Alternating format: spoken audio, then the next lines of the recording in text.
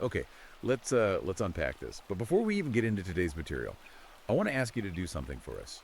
If you are listening to this deep dive right now, please take a second to hit that like button and subscribe to the show. Yeah, please do. It really helps. It really does. It helps us keep bringing you these ultra detailed breakdowns, and you definitely do not want to miss what we have coming up on the channel. So today, we are reviewing an incredibly provocative, ultra long, and undeniably incisive ebook that has been making absolutely massive waves recently. Huge waves. Right? Is being talked about nonstop in the manosphere and among men's rights activists. The book is called Degeneracy Conveyor: From Illegality to Tolerance to Acceptance to Celebration and Enforced Participation. And that's by Conrad Riker. It's quite a title. It is, but here's where it gets really interesting. This isn't just, a surface level complaint about modern culture. This is a highly structured, deeply historical manifesto aimed squarely at red-pilled men who feel entirely alienated by the modern world. If you want to read along with us, or if this hooks you and you want to grab the source material for yourself, you can buy this book right now on Amazon Kindle and Google Play Books. We also highly recommend you follow the author directly at the handle at Conrad Riker on Substack to see more of his writing and updates. Yeah, his Substack is very active. So today, our mission is to unpack this book's central thesis.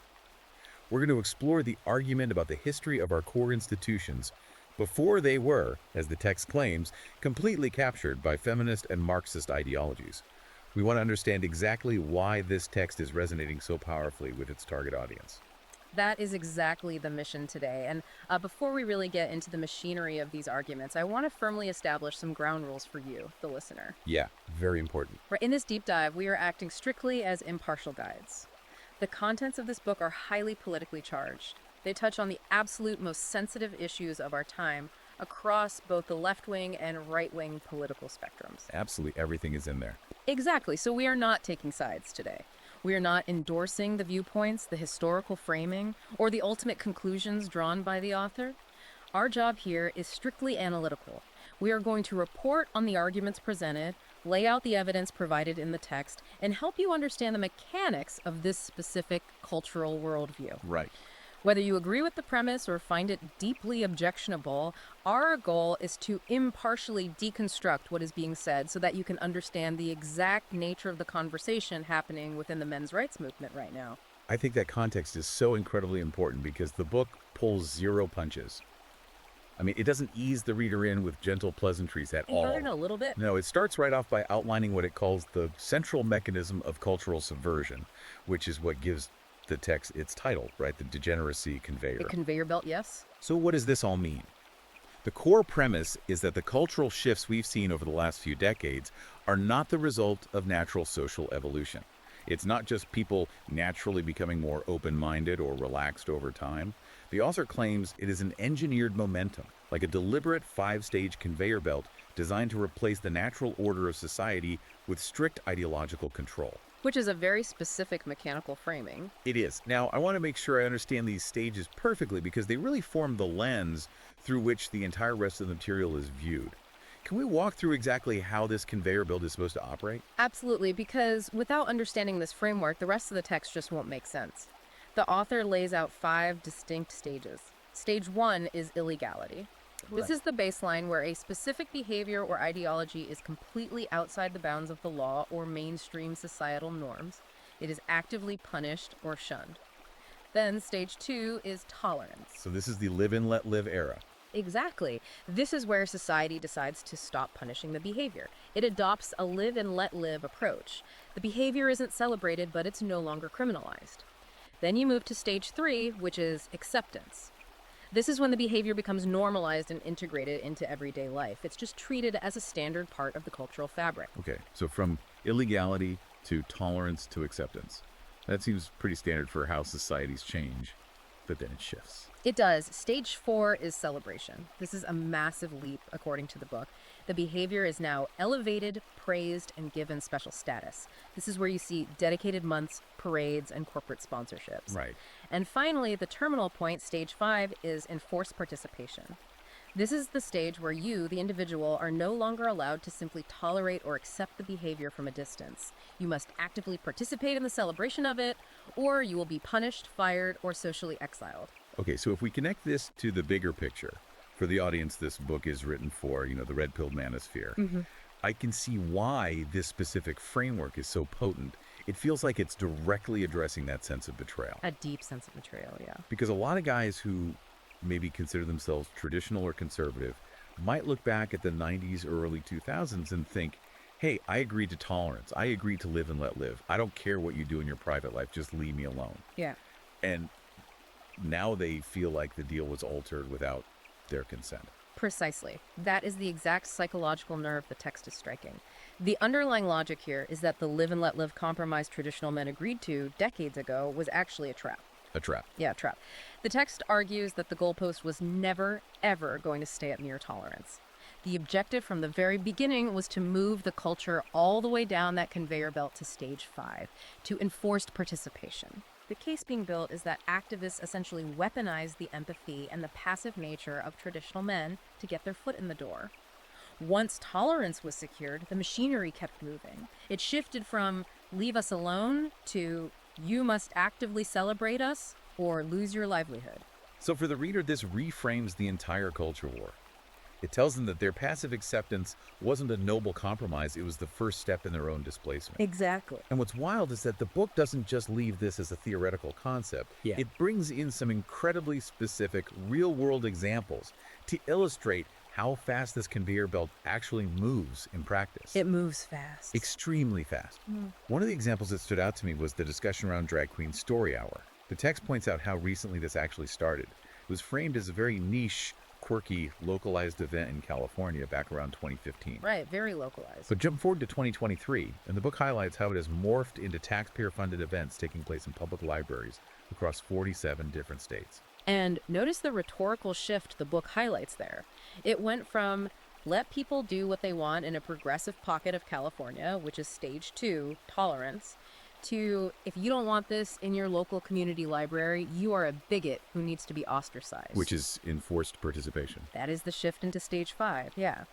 And the text provides an even starker example involving the military. It looks at the U.S. Air Force in 2022, specifically a situation in San Diego where certain uniformed personnel were mandated to participate in a pride parade. Wait, mandated? Like they were ordered to march in a political parade? Because the history there is a massive shift. Yeah. You go from a military that historically formally banned homosexual behavior, then you had the don't ask, don't tell era, which sounds exactly like stage 2 tolerance, and now you have the Air Force allegedly mandating parade participation. Exactly. The text points out this absolute inversion. It notes that the Air Force has even created recruitment videos featuring uniformed service members waving rainbow flags. The argument here is that this creates a binary environment. If an individual service member decides to opt out of the parade, maybe for a religious reason or just because they want to remain politically neutral, that decision to opt out is treated as a sign of bigotry or a lack of cultural fitness. Neutrality is no longer an option on the table. And the consequences for trying to remain neutral seem to be where the book finds its most enraging examples for its audience. There's this story about a warehouse worker in Toledo, Ohio from 2023. Let me make sure I have this right. The book claims this guy lost almost $200 in pay just for refusing to wear a specific name tag. Yes, $187 in docked pay. Unbelievable. And the crucial detail the text emphasizes is that this worker wasn't protesting. He wasn't causing a scene on the warehouse floor. He wasn't making derogatory comments. He simply wanted to wear his standard company-issued name tag instead of the newly mandated rainbow-colored one and just do his job. And because he didn't want the new one. Because he refused the mandate of celebration. Because he refused to wear the symbol, he was financially penalized. That is wild. It really crystallizes that stage 5 concept. It does. The text uses this specific anecdote to ask the reader a pointed question. Where exactly is the tolerance in fining a working-class man for simply trying to remain neutral? You can't just opt out. You can't. The argument is that in these captured institutions, you are not allowed to just put your head down, do your work, and go home to your family.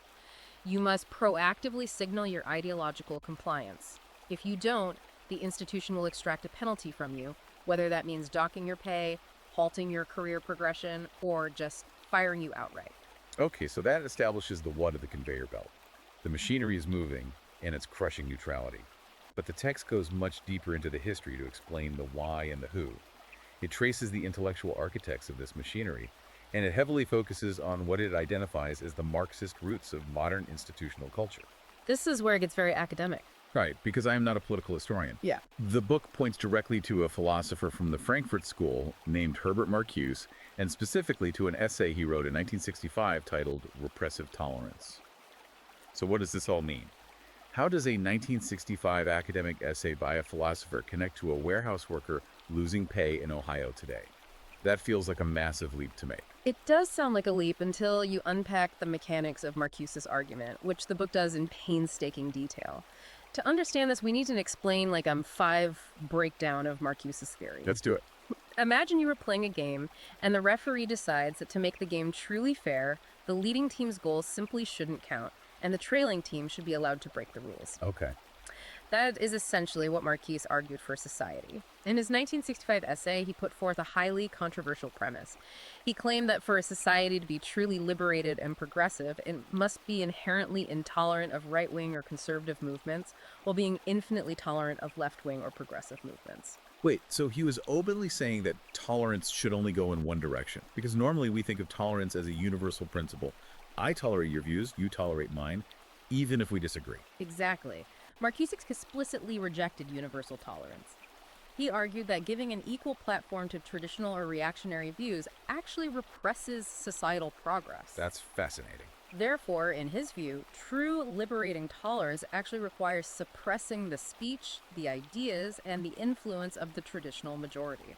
The text posits that this mid-century Marxist theory didn't just stay confined to dusty philosophy departments.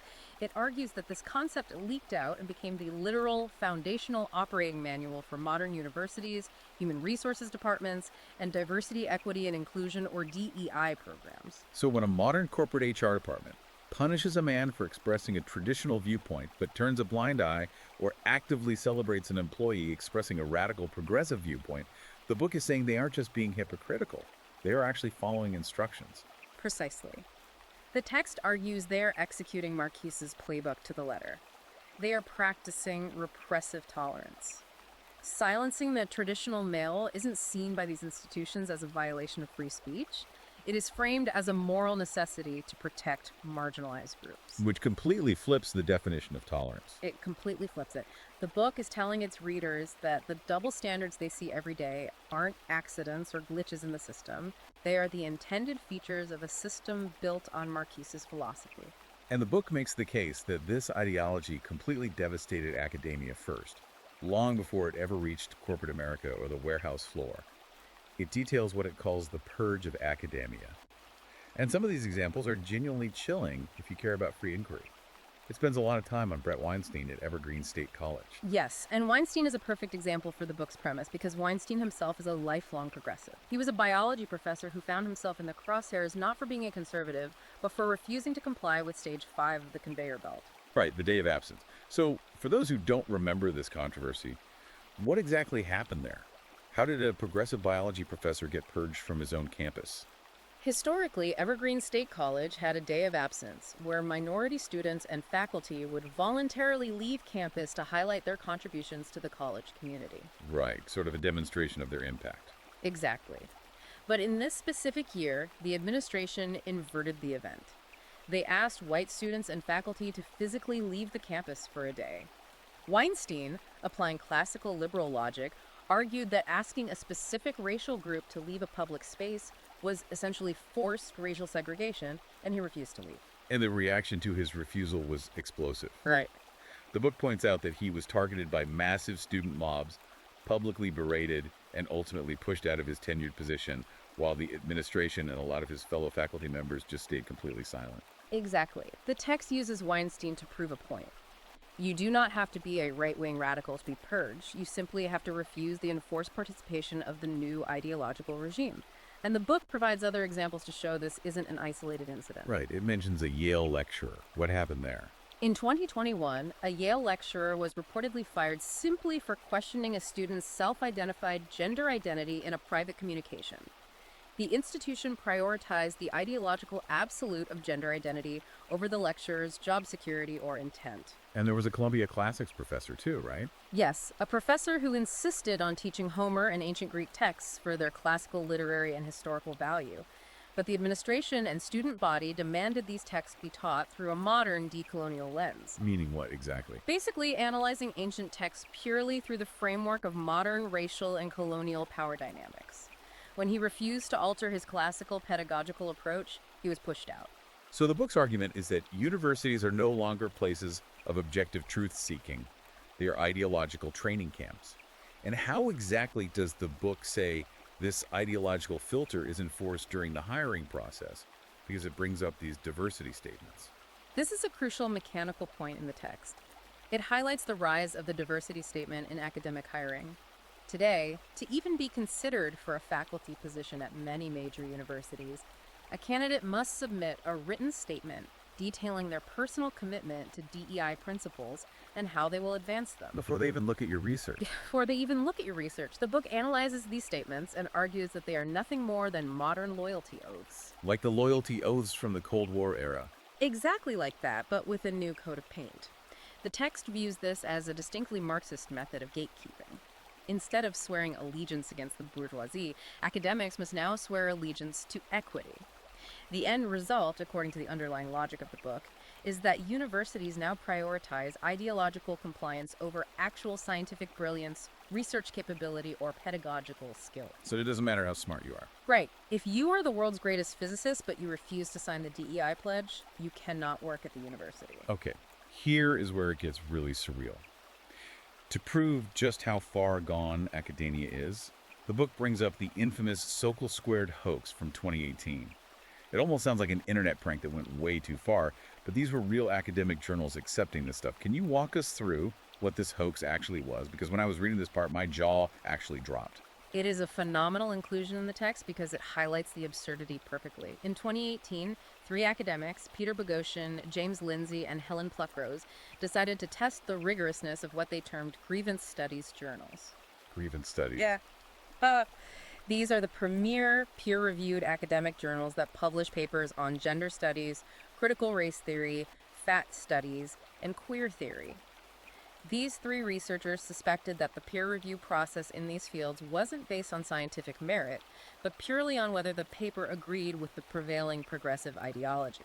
So they essentially ran a sting operation on the academic publishing world. Exactly. They wrote 20 completely fake, utterly absurd, scientifically nonsensical academic papers and submitted them to the top journals in these fields. And we're talking about wild premises here. Ah. I remember reading that they wrote a paper claiming that dog parks are sites of rape culture because of how dogs interact with each other. Yes. They wrote another paper arguing that society needs to stop categorizing traditional bodybuilding as healthy and instead view extreme fatness as a legitimate competitive form of bodybuilding. Yes, and it gets even darker and more absurd than that. They wrote a paper arguing that the act of meat eating causes rape, linking dietary choices to sexual violence. That's insane.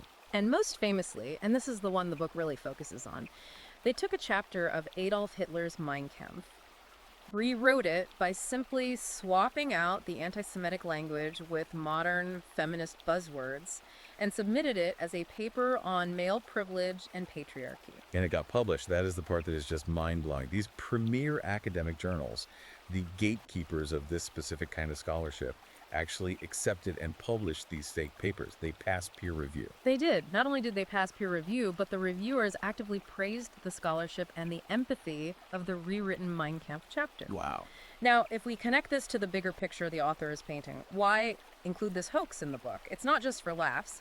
The text includes it to prove to the reader that these so-called experts, the people who are writing the theories that eventually become corporate HR policies and government laws, have entirely abandoned objective truth. Right. It really highlights why the author's audience feels so vindicated when they see experts getting it this wrong. If the system is telling a guy working construction that he's toxic and needs to deconstruct his masculinity, and that mandate is based on research from people who can't tell the difference between sociology and a prank about dog parks, well, you can see why the guy on the construction site stops listening. Exactly. The argument presented is that if the gatekeepers of academia cannot detect a prank claiming that men who eat meat are perpetuating rape culture, then their cultural authority is entirely illegitimate. The text argues this exposes a system that is completely obsessed with victimology and subjective lived experience rather than data, reason, or empirical reality. It's total validation for them. Completely. For the red-pilled listener, this is presented as ultimate vindication. The system isn't smarter than you, it's just ideologically captured and mathematically illiterate. That perfectly sets up one of the most explosive sections of the entire text, which focuses directly on the core audience's biggest grievance: the feminist takeover of institutions and the systematic attack on traditional masculinity. The book argues that because these institutions have been captured by Marxist and feminist ideologues, they are now fundamentally hostile to normal, natural male behavior. The author literally calls this an institutional gynocracy. Yes, gynocracy meaning rule by women. The text claims that the rules of society, how we speak, how we resolve conflicts, how resources are distributed, are now being written by women, for women, while actively punishing men. And again, the author brings receipts to back up this feeling of systemic bias. And some of those receipts are infuriating for the target audience. Let's talk about the family court example. The book cites this case from an Australian family court where a judge forced a man to pay $10,000 a month in alimony to his ex-wife. Now, logically, you might think, okay, he must have been a multi-millionaire CEO and she was a stay-at-home mom with zero income. But that's not what happened, right? Not at all. The text points out the crucial detail that the ex-wife in this scenario actually earned more money than the man did. She was financially superior. Yet the court ordered the man to make a massive monthly payout anyway, explicitly citing her lifestyle expectations. Lifestyle expectations, wow. So basically, she was accustomed to living a certain way, and even though she made more money, he was legally obligated to subsidize it. Correct. And for the author, this isn't just an anecdote about one bad judge on a bad day. It is presented as concrete proof of a family court system that has completely abandoned objective fairness, equality under the law, or even basic math in favor of a feminist framework that treats men not as equal partners, but as disposable wallets. And the book argues this gynocracy extends far beyond the courtroom into the corporate world. It pulls organizational data to prove it. It does. It points to statistics showing that in 2022, a staggering 73% of university diversity, equity, and inclusion officers were women. 73%. Yes. The text's analysis here is highly specific. It argues that the very departments tasked with defining what constitutes acceptable behavior, inclusive language, and corporate culture are overwhelmingly dominated by one gender. So how does the book claim that affects the day-to-day life of a man working in one of these corporations? The underlying logic is that these female-dominated bureaucracies naturally design policies that reflect female modes of communication and female preferences for conflict resolution. At the same time, they actively pathologize male modes of communication. Which means what in practice? The text claims this leads directly to corporate environments where traditional male traits like directness, overt competitiveness, or emotional stoicism are treated as HR violations or signs of toxicity.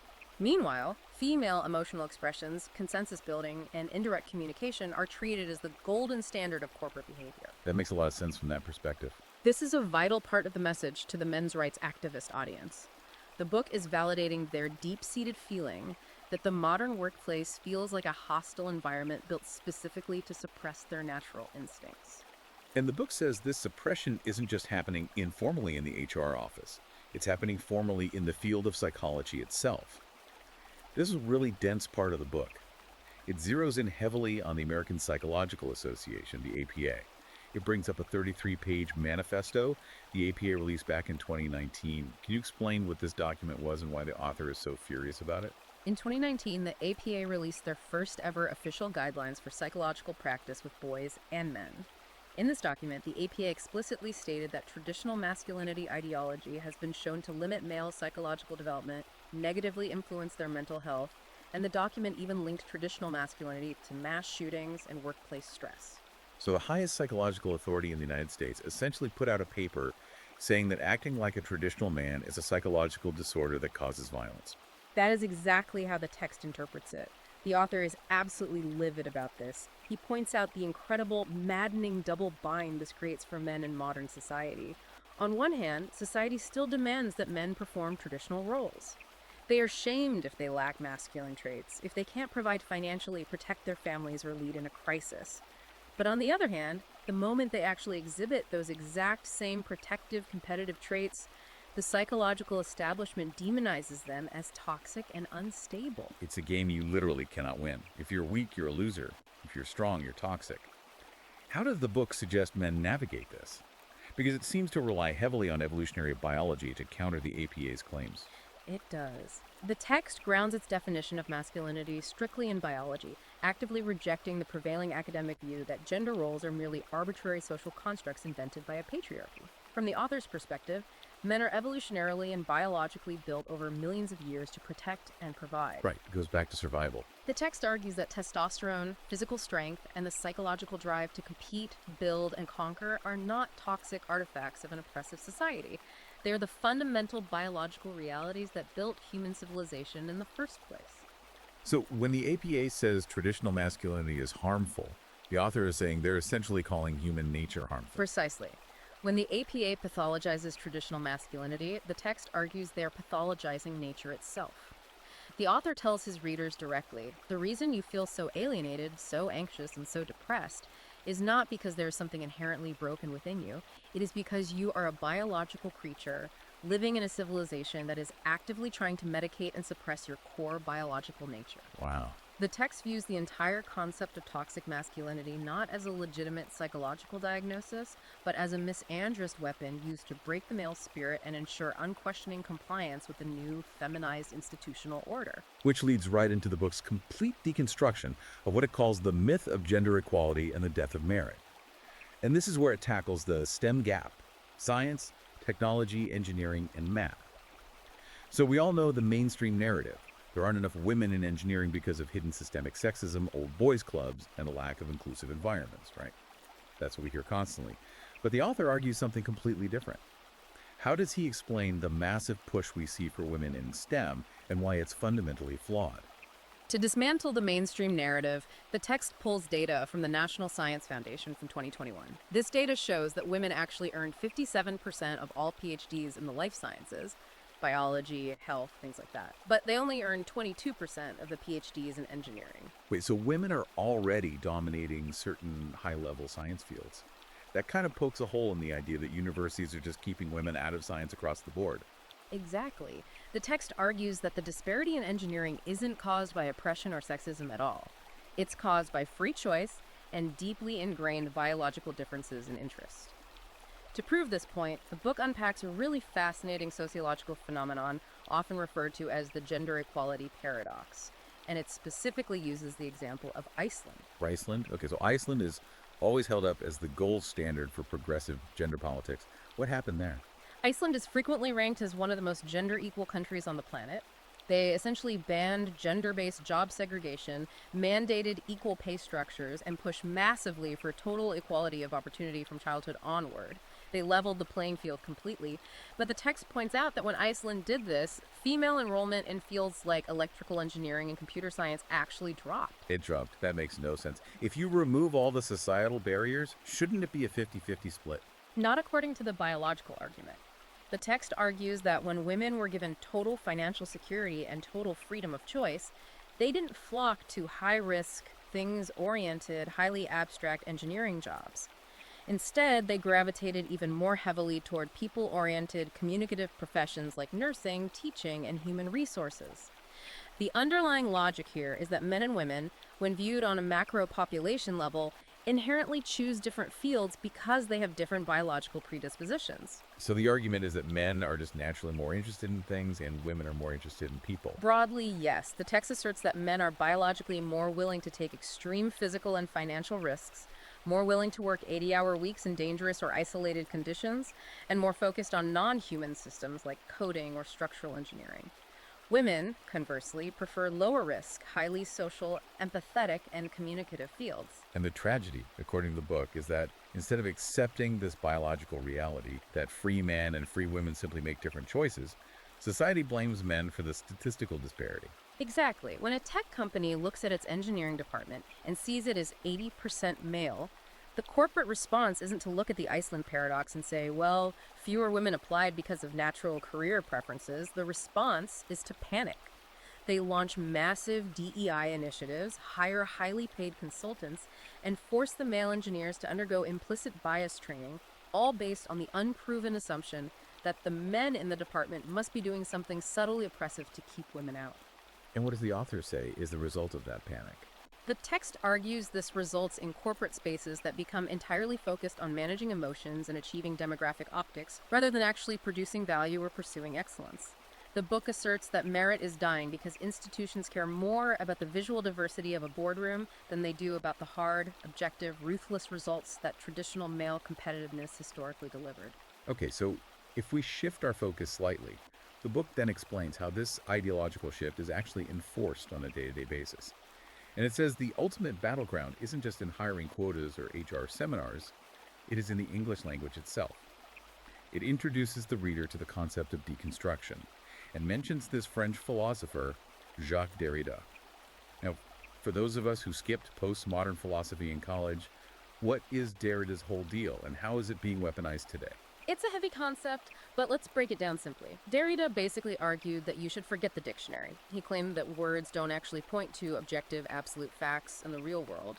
Instead, he believed that language merely constructs power dynamics. Words just reveal who has the power in a society and who doesn't. So saying the sky's blue isn't an objective fact, it's just a statement made by someone with the power to define colors. In a simplistic sense, yes. The book argues that modern activists took Derrida's highly academic theory and weaponized it to literally rewrite reality. The logic is terrifyingly simple. If you can control the words people are allowed to use, you can control what they are capable of thinking. And the text provides a startling example of how this forced destabilization of language is affecting actual human cognitive function. Right, the Harvard study. I wanted to ask about this. The book cites a 2023 study regarding gender-neutral language. What did they find? The study found that students who are exposed to reading materials filled with gender-neutral language and complex new neopronoun structures actually scored 18% lower on basic reading comprehension tests compared to students reading standard English. 18% lower. Just from changing the pronouns. How does the book interpret that data? The author's takeaway is that forcing people to adopt an unnatural, ideologically driven linguistic framework doesn't make them more enlightened or progressive. It literally makes them less capable of processing and understanding information. Why? Because the reader's brain is constantly expending vital cognitive energy just trying to navigate the linguistic minefield, terrified of committing a language crime, rather than actually absorbing the substance of the text. That makes so much sense. You're so focused on not saying the wrong word that you forget what you were even talking about. Yeah. And the author shares this personal anecdote in the book that really drives home how absurd this language policing has gotten. He talks about sitting in a university faculty meeting. Yes. He describes a meeting where a fellow professor, seriously, with no irony, stated that the word man was inherently offensive and patriarchal, and proposed that it needed to be replaced by the word humans in all official university documentation. Which is just so perfectly ironic, right? Because the word human literally has the word man inside it. Exactly. The text highlights the absolute absurdity of this, noting the Latin roots and the fundamental lack of etymological understanding.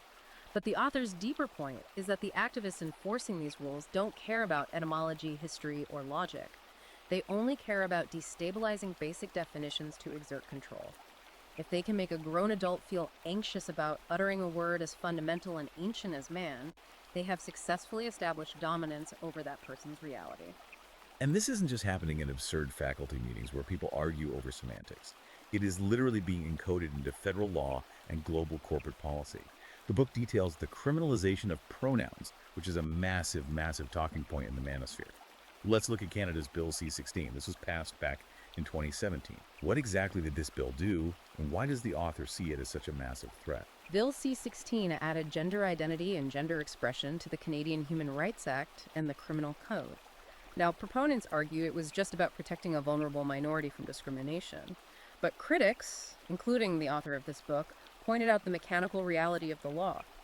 By classifying gender identity as a protected class alongside race or religion, the law effectively made misgendering someone, using the wrong pronoun, a potential human rights violation and potentially a criminal offense under hate speech provisions. So it's not just saying you can't say this bad word, it's saying you must say this specific word. It's compelled speech. Exactly. That is the critical distinction the text makes. It's one thing for the government to say, you cannot yell fire in a crowded theater. That's restricting speech for safety. It is a completely different, much more tyrannical thing for the government to say, you must use these specific plural pronouns to describe this singular individual or you will be fined. And the book provides real-world examples of these consequences. It discusses a case in British Columbia where a man was fined $2,500 by a human rights tribunal simply for refusing to use a non-binary person's preferred pronouns in a workplace dispute. Fined thousands of dollars for grammar. And it's happening in tech, too. The book cites a Google Workspace update from 2022. Yes, the 2022 update actively prompted users and allowed them to officially display their preferred pronouns across all Google communication apps, Gmail, Docs, etc. But the text notes a very telling, deeply hypocritical detail. The Google system was designed to accept progressive ideological pronouns, like they slash them or various newly invented neo-pronouns, but it actively rejected joke pronouns or attempts by users to mock the system. For instance, if a user tried to input king or his majesty as their pronoun, the system blocked it. So it wasn't actually about expressing your authentic self, it was about expressing an improved version of yourself. Exactly. The author argues this proves the system isn't about personal expression at all. It's a mechanism for enforcing a very specific ideological compliance. If it were truly about self-identification, king would be just as valid as they/zer. Let's unpack the emotional core of this for the MRA listener, because I think this is why they hate pronoun mandates so viscerally. It's not just about grammar for them. The author is telling these men that compliance with these language rules is a psychological trap. Let's say a guy is in a corporate office. He gets an email from HR. He rolls his eyes, sighs, and just agrees to they slash them in his email signature or use it for a coworker just to keep the peace and be polite. The book argues that guy isn't actually being polite, right? What's he doing? The text argues that he is committing an act of forced submission that degrades his own integrity. The author asserts that agreeing to use plural pronouns for a singular person or female pronouns for a biological male is forcing a man to vocalize a lie. He is submitting to a reality where biological truth is officially erased. The book explicitly tells its readers that in this modern culture war, neutrality is labeled as complicity by the activist. You cannot just opt out of the language game. If you refuse to speak the new language, you are targeted as a dissident. Therefore, simply speaking the objective truth, even when it's just maintaining basic biological grammar, becomes an act of necessary radical rebellion. That is a powerful framing for someone who already feels alienated. It turns them from a disgruntled employee into a truth teller, which naturally leads into the next major argument of the text, the erosion of free speech and the rise of what the author calls big tech totalitarianism. The book asks the reader to look at where all this speech is actually being controlled. It's not just in the HR office, it's in the digital public square. But the author argues that the idea of a digital town square is a complete illusion. It is a total illusion, according to the text, because it's completely monopolized. The book points out that a tiny elite cartel of massive corporations, specifically Google, Meta, Amazon, and Apple, control roughly 92% of all digital speech and infrastructure. They are the unelected landlords of the internet. If they don't want you to be heard, you don't exist. And it gets darker, because the book cites a 2022 study from Stanford University about how this algorithmic control is actually changing user psychology. It uses this incredible, terrifying phrase, Stockholm Syndrome with Wi-Fi. What does that mean? That phrase perfectly captures the Stanford study's implications. The text argues that internet users have become so deeply accustomed to algorithms, quietly filtering out controversial thoughts, shadow banning right-wing accounts, and curating safe spaces, that users are now effectively addicted to their own censorship. They have developed Stockholm Syndrome with the tech platforms that restrict their speech. They now expect, and even actively demand, to be shielded from dissenting opinions. This creates a curated, artificially homogenized reality where users genuinely believe the whole world agrees with them simply because the algorithm deleted everyone who didn't. And the book has the receipts on how this suppression works mechanically. It doesn't just rely on theory. It brings up the 2022 Twitter files, which were released after Elon Musk bought the platform. Yes, the Twitter files are central to this argument. The text notes that these leaked internal documents essentially proved what conservatives and red-pilled men had been saying for years. It wasn't paranoia, and it wasn't a conspiracy theory. The algorithm was actively, intentionally suppressing conservative and traditional content, sometimes reducing its visibility by up to 50%. But they didn't call it censorship internally, did they? They used that creepy corporate speak. Exactly. The engineers didn't have a button labeled censor conservatives. They used sanitized, bureaucratic language. They called it quality filtering, visibility reduction, or de-amplification. But the result, the text argues, was the exact same: the systematic digital erasure of the political right. The book also does a great job of contrasting how these massive tech platforms treat different political extremes to highlight the bias. It points out that Facebook banned the right-wing group, the Proud Boys, entirely from their platform, years before they took any significant action against the left-wing anarcho-communist group Antifa. And that's despite Antifa having a massive, well-documented history of organizing street violence, riots, and property destruction directly on the platform. The double standard is the point. The text also highlights the hypocrisy of Amazon Web Services, or AWS. The book details how AWS pulled the plug on the conservative social network Parler, effectively vaporizing them from the internet under the guise of stopping hate speech and protecting democracy. Yet at the exact same time, AWS continued to proudly host and provide server space for websites that disseminated official propaganda for the Chinese Communist Party. Wow, so an American conservative app is too dangerous to host, but the CCP is totally fine. That really lays bare the ideological alignment. It does. The text frames this as a total inversion of morality. It dissects the specific hypocrisy of video platforms like YouTube to hammer this home. The author notes that YouTube has routinely demonetized, age-restricted, or suppressed the lectures of Dr. Jordan Peterson. Now, Peterson became famous for discussing clinical psychology, the importance of grammar, biblical lectures, and telling young men to clean their rooms and take personal responsibility. But because of his traditional views on gender and biology, his content is flagged as dangerous or hateful. And what does YouTube promote instead? The exact opposite. At the exact same time they are suppressing Peterson, the text points out that YouTube freely hosts, promotes, and monetizes videos of taxpayer-funded drag queen story hours aimed at toddlers. The author's pointing out to his readers that the tech platforms are declaring a clinical psychologist lecturing on the importance of biological reality to be a threat to public safety, while simultaneously declaring adult men performing in drag for 5-year-olds to be wholesome, educational, advertiser-friendly content. It's an inverted reality. And the book takes aim at legacy civil rights organizations too, right? Like the ADL and the SPLC. Yes, the Anti-Defamation League and the Southern Poverty Law Center. The text notes that these organizations historically did important work fighting actual violent hate groups like the KKK. But today, the book argues, they have redefined the word hate so broadly and so politically that they now label mainstream conservative organizations as hate groups simply for stating that there are only two biological sexes, male and female. And because big tech platforms use the ADL and SPLC as their moral compasses for content moderation, that definition of hate becomes the algorithmic law of the internet. So if we step back, what is the terrifying premise the book is asking the listener to consider here? The premise is this. If a tiny handful of tech platforms and heavily biased activist organizations have the unchecked power to decide that fundamental biological facts are misinformation, and that traditional Christian or conservative beliefs are hate speech, then the internet is no longer a tool for human connection or free expression. It has become a global mechanism for cognitive dissent punishment. If you think the wrong thought, if you state a fact that makes the wrong demographic uncomfortable, you are algorithmically ghosted, demonetized, or financially unbanked. The text argues that this isn't just about some guy losing his Twitter account. It is about the deliberate, systematic erasure of traditional men from the public consciousness entirely. And according to the book, this erasure isn't just stopping at the digital border. It is aggressively subverting what the author calls sacred spaces in the real world. This section of the text is really where it taps into the profound sense of loss and grief felt by traditional men. It starts by detailing the ideological capture of the church. Now, obviously, religion has always been a massive pillar for traditional masculinity. How does the book quantify the fall of the church? It cites a staggering statistic that perfectly illustrates the shift. Between 2005 and 2020, there was a 239% rise in mainline Protestant churches officially affirming homosexuality, performing same-sex marriages, and fundamentally altering traditional biblical teachings on gender and sexuality.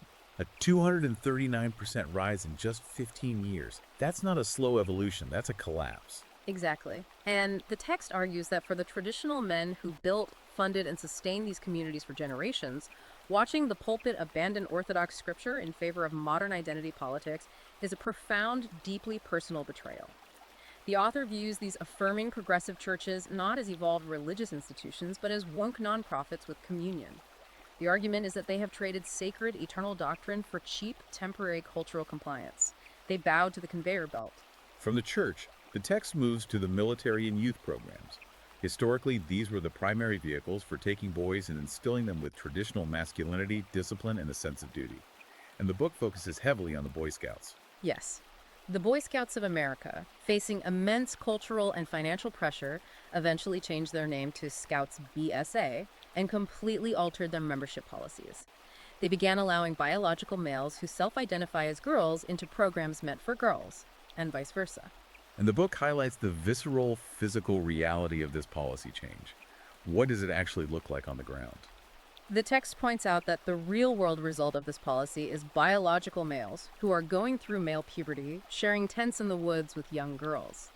The author argues that an organization that was once globally respected for dedicating itself to teaching boys survival skills, moral integrity, and the heavy responsibility of manhood has completely abandoned its foundational duty to protect children, all to appease the demands of progressive activists. We already touched on the U.S. Air Force threatening cultural fitness consequences for service members who avoid pride events, which shows the military capture. But the book also points to the justice system, specifically prisons, which I found fascinating. What is happening in the prison system? The text notes that prison systems in highly progressive states like California are increasingly replacing hard labor and vocational work programs with things like mindfulness retreats, where violent inmates sit in circles and journal about their feelings and emotional trauma. Instead of swinging a hammer or learning a trade, they are doing group therapy. Right, and the author argues this is a fatal, almost comical misunderstanding of male psychology and how to rehabilitate antisocial, violent men. The text asserts that you do not fix a broken criminal man by feminizing his environment and treating him like a fragile victim. You fix him through strict, unwavering discipline, physical exhaustion, and forcing him to engage in productive, difficult labor that builds actual self-worth. All of this institutional capture, the church, the military, the prisons, it all culminates in what the book identifies as the ultimate final target of the degeneracy conveyor, the prize they are really after, and that is the next generation, specifically young children. The book brings up a truly chilling example from a Swedish preschool. Yeah. Can you walk us through this incident? This is one of the most intense anecdotes in the text. A teacher in a Swedish preschool was caught on video during nap time. She approaches a half-asleep 5-year-old child and softly asks, "Do you want to be a princess today?" A 5-year-old Yeah. just waking up from a nap. Yes.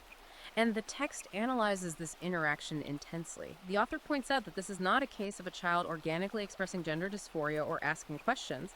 This is an adult in a trusted position of immense authority, actively planting the seed in a highly suggestible toddler's mind that biological sex is meaningless and that gender is just something you put on and take off like a costume from a dress-up box. It's pure indoctrination. The text argues exactly that.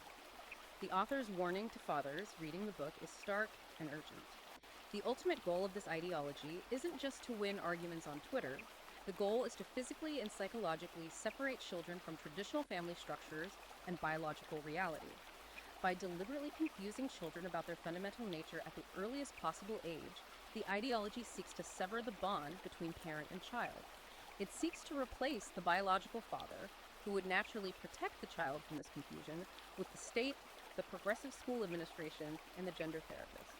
The text argues that the system actively wants to alienate fathers who try to protect their kids, quickly labeling the protective traditional father as a danger to the child's self-expression so he can be removed from the equation. It is incredibly bleak when you look at it all laid out like that. But the book doesn't end in despair, right? The final section of the text is essentially a battle plan. It's a call to arms for the resistance, specifically focused on the awakening of the red-pilled man and the strategy for reclaiming the West. It asks, how did the pushback finally start? Where are the cracks in the matrix? And it points to massive working-class movements. Yes, it highlights moments where the conveyor belt met immovable resistance. It brings up the 2022 Canadian trucker protests. This was a massive event where thousands of working-class men physically drove their big rigs into the capital city and shut it down to protest draconian vaccine mandates and government overreach. And the government's response to that was unprecedented. They literally froze the bank accounts of the protesters. They did. But despite the state using extreme financial warfare, the text sees the trucker protest as a massive, pivotal moment of awakening. It was the moment where traditional working men suddenly remembered how to collectively say no to institutional tyranny. The text also points back to Jordan Peterson's original Lonely Stand in 2016. That was when he explicitly, publicly refused to use compelled neopronouns dictated by the Canadian government. And the text emphasizes that Peterson didn't do it to be hateful or mean. He did it simply because he refused to let the state force him to speak a biological lie. He drew a line in the sand on reality itself. And the book mentions the 2022 Men's March in Austin, Texas, too. Yes, as a physical manifestation of this awakening. It sees events like the Men's March as a sign that men are finally beginning to physically gather in the real world outside of digital echo chambers, to openly reject the mainstream narrative that their existence is toxic. This leads to the book's overarching defense of the manosphere as a whole. Now, when the mainstream media talks about groups like incels or MGTOW, which stands for men going their own way, or just the brighter red pill community, they almost universally frame them as dangerous, radicalized, potential domestic terrorists, or just bitter misogynists. But the author completely rejects this framing. How does he redefine these groups for the reader? The author provides a deeply empathetic defense of these men. He explains to the reader that these men are not the radical extremists the media portrays them to be. They are simply men who notice the scam and refuse to play. Let's take MGTOW, for example, men going their own way. The text argues that men who actively choose to walk away from marriage, who refuse to cohabitate with women, or who gather in online spaces to discuss the harsh realities of female hypergamy. Wait, real quick, for the listener who hasn't heard that term, what exactly is female hypogamy in this context? Female hypergamy is the sociobiological concept that women naturally, instinctively seek to marry across or up the socioeconomic ladder. They seek mates who are taller, stronger, wealthier, or higher status than themselves. The red pill community discusses this extensively to explain why average men feel invisible to women in the modern dating market. Got it. Okay, so these men are discussing hypergamy and family court bias, and the author says they are entirely justified. Yes. The text argues that these men are making a perfectly rational, logical choice in a system that is completely rigged against them. They looked at the Degeneracy Conveyor. They saw that the end result of participating in the modern marriage or corporate system was their own financial ruin and psychological destruction. And instead of playing a rigged game, they simply decided to step off the belt entirely. They aren't terrorists, they are dropouts. So what is the author's actual practical survival strategy for the normal guy reading this book who wants to resist but still has to live in the world? What does he do on Monday morning?